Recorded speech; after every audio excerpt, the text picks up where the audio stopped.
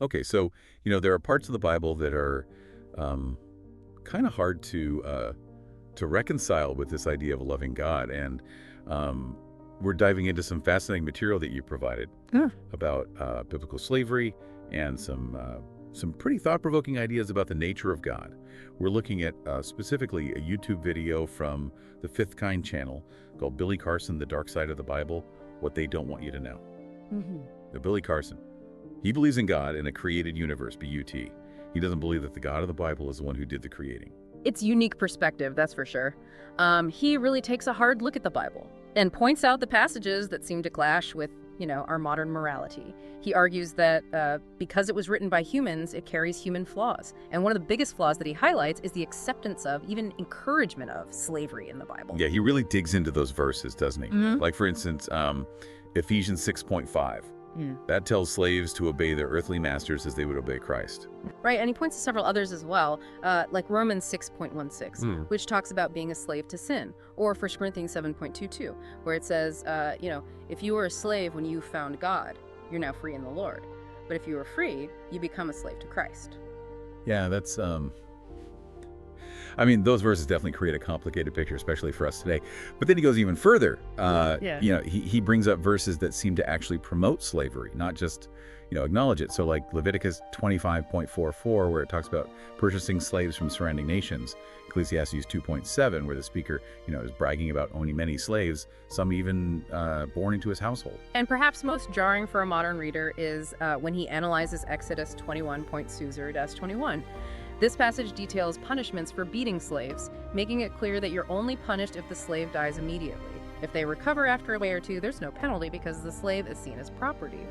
So this stark contrast with modern ethics really raises questions about the origins and evolution of our moral codes. Yeah, it really makes you wonder about the context, right? Was this just a reflection of the times? Was slavery just so ingrained that even these, holy texts couldn't escape its influence? That's a crucial question. Understanding the historical context of ancient slavery is essential when approaching these passages. But Carson doesn't stop there. He suggests that to fully grasp this idea of human slavery in the Bible, we need to look even further back in time, to ancient Mesopotamia. Ah, yes, the Mesopotamian connection. He uses the example of the biblical flood story, which has striking similarities to Mesopotamian flood myth in the Epic of Atrahasis. Could you maybe give us a little background on that for those who might not be familiar? Certainly, Atrahasis and the Enuma Elish are ancient Mesopotamian creation myths. And what's intriguing is that in these texts, humans are explicitly created to serve the gods, as a slave race. Carson points out some chilling lines, like this one from Atrahasis. Create primeval man so that he may bear the yoke, the work of Enlil. Let man bear the load of the gods. Oh, wow. That's pretty heavy stuff. And the Enuma Elish echoes this, stating, Enki created mankind on whom he imposed the service of the gods and set the gods free. Okay, so these parallels raise a critical question. Do the references to slaves in the Bible, do they carry this same literal meaning? Or are they purely metaphorical? Carson seems to be pushing for a more literal interpretation, connecting it to this ancient concept of humans as a divinely ordained slave race. Now, before we jump further into those fascinating Mesopotamian parallels, let's remember that not all scholars agree with Carson's interpretation. Many would argue that the Bible's context is, more nuanced and complex. But regardless of which side you find yourself, leaning towards, it definitely forces us to grapple with some uncomfortable truths, wouldn't you say? Absolutely. It challenges us to think critically about the origins of our beliefs and how we interpret these ancient texts. And this is just the beginning. Carson takes this idea even further, leading us to a truly provocative question. Who is the real God? Ah, yes. This is where it gets really interesting. Because remember, Carson does believe in God, but he's suggesting that the biblical God isn't the one who created everything. He calls the Bible a hodgepodge, a mixture of rewritten texts that, in his view, have been used to control people, extract wealth, and even justify practices like slavery. And that term hodgepodge might need a bit of unpacking there. He's essentially suggesting that the Bible as we know it has been pieced together and edited over time, potentially losing its original message, or even being deliberately manipulated for nefarious purposes. Yeah, that's a pretty bold claim. And it really raises some fascinating questions about the power of interpretation. Makes you wonder if maybe there are hidden layers of meaning within these ancient texts that we're only just beginning to uncover. But before we get too lost in speculation, let's bring this back to you, our listener. What are your initial thoughts on all of this? Does any of this resonate with you? Or are you finding yourself pushing back against these ideas? It's important to remember that we're presenting just one perspective here. Whether you find yourself agreeing with Carson or not, the key is to engage with these ideas critically and use them as a springboard for your own exploration. That's right. So keep those thoughts brewing as we continue to unpack Carson's argument. We're just getting started. Up next, we'll delve deeper into how Carson challenges some common Christian beliefs and how he weaves in concepts from quantum physics to paint an even more mind-bending picture.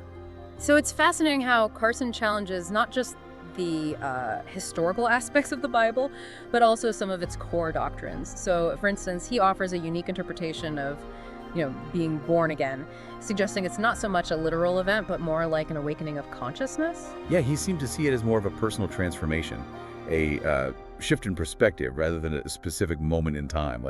It's like suddenly seeing the world with new eyes. Right, exactly. And he applies the same lens to the concepts of heaven and hell. So rather than physical places, he interprets them as states of mind, a way of experiencing reality based on your level of consciousness. Okay. So someone living in fear and negativity, they might be considered to be like experiencing a type of hell on earth, while someone filled with love and joy would be experiencing heaven. That's the essence of his argument, yeah. And he also takes aim at the idea of the rapture, pointing out that this doctrine wasn't even part of the original Bible. It was added much later in 1827 by John Nelson Darby. And Carson suggests that this addition, with its emphasis on a sudden dramatic end times event, was a way to instill fear and control. It's fascinating to think about how doctrines can evolve and change over time, right? And how those changes can influence people's beliefs and behaviors. So Carson's reinterpretation of these core beliefs raises some interesting questions. So if heaven and hell aren't physical places, then does that change how we view the afterlife?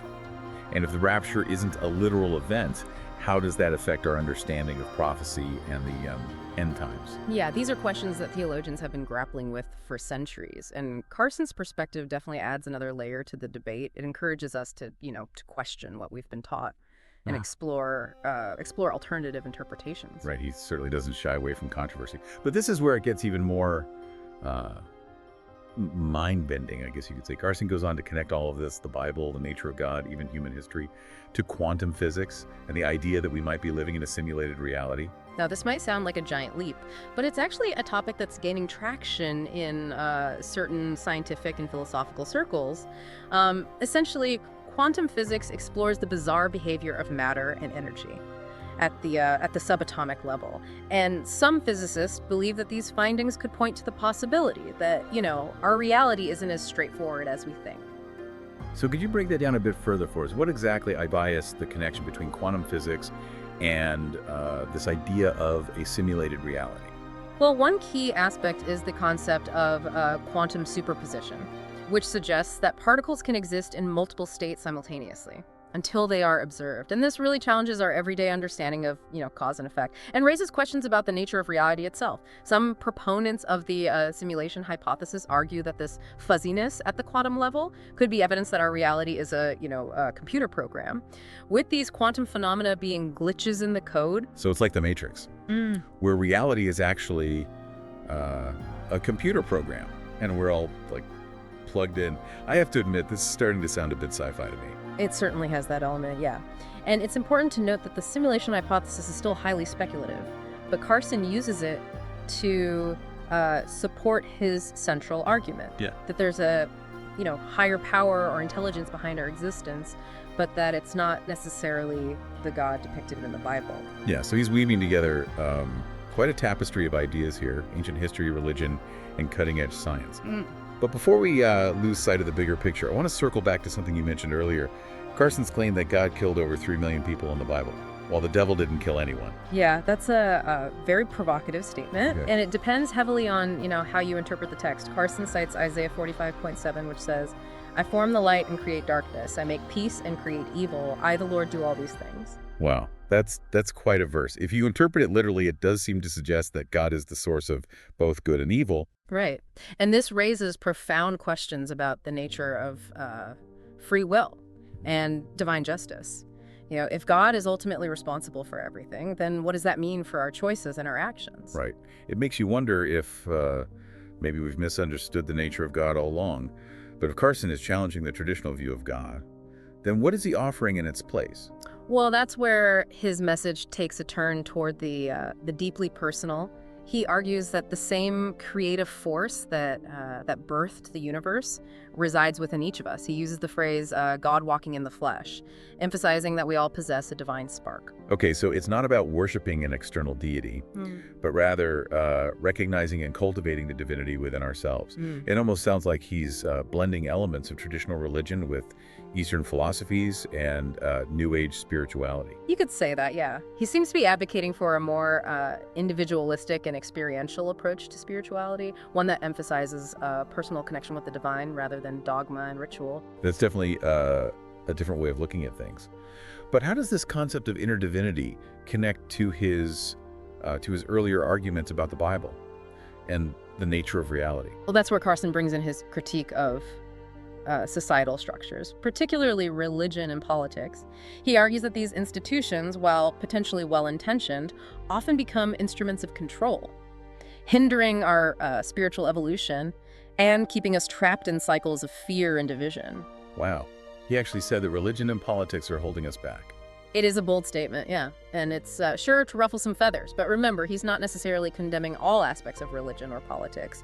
He's pointing out how these systems can be misused to manipulate and control, ultimately preventing us from reaching our full potential. Okay, so it's not about, throwing out the baby with the bathwater, Right. but rather recognizing the potential pitfalls and finding ways to evolve beyond these limitations. Precisely. He's urging us to question authority, to think critically, and to take responsibility for our own spiritual growth. So it's a call for individual empowerment, isn't it? Yeah. A recognition that we have the power to shape our own destinies and create a better world. But what would that world look like if we were to strip away these traditional power structures? What would we be left with? That's a question worth pondering, and I'd love to hear your thoughts on it as well. What do you envision for a world free from these limitations? Yeah, it's a big question, isn't it? Imagining a world without those familiar structures of religion and politics. It's almost like trying to picture a different operating system for humanity. It is, and I think that's exactly the point that Carson is trying to make. He's not necessarily providing a blueprint for this new world, but he is encouraging us to question those assumptions that we've inherited and to explore alternative possibilities. So instead of focusing on tearing down the old, he's inviting us to envision and build something new, something that aligns more closely with this idea of inherent divinity and interconnectedness. Exactly. He seems to be suggesting that the solutions to our biggest challenges, like war, poverty, inequality, that they won't be found in top-down systems of control, but in a bottom-up awakening of individual consciousness. It's a radical idea, but also strangely hopeful, wouldn't you say? It puts the power for change in our own hands, doesn't it? It does. And that can feel both empowering and daunting, because if we are all God walking in the flesh, as Carson puts it, then we're also responsible for the state of the world. Yeah, that's a lot of responsibility, but it also implies a tremendous amount of potential, right? I mean, if we can tap into that inner divinity, imagine the positive change that we could create. Precisely, and that's actually where Carson's message connects back to those ancient Mesopotamian myths we discussed earlier.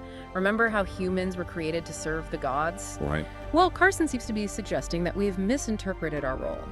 We're not meant to be slaves to external authorities, but rather co-creators with the divine, shaping reality through our thoughts, our actions, and our intentions.